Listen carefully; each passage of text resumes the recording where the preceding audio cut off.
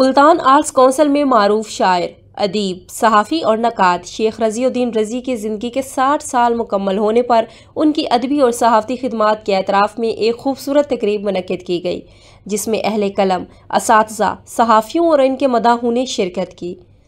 रज़ीउद्दीन रज़ी, जिन्होंने बचपन ही में वालिद का साया खो दिया, अपनी मेहनत, खलूस और लगन से सहाफ़त और अदब में नुमाया मुकाम हासिल किया।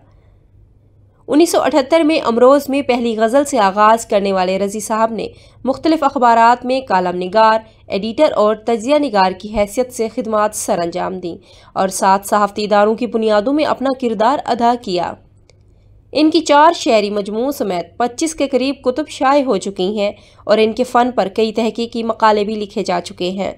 ज़िंदगी के मुशाहिदात और सहाफ़ती तजर्बात पर मबनी इनकी नज़म 60 साल हो गए ने शुरका को बेहद मुतासिर किया।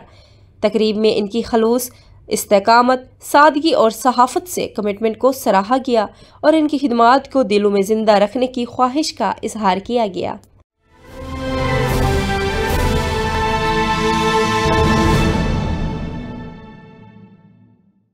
याद रखते हैं कि हमें एक बड़े अच्छे अंदाज में गाइडलाइन भी मिली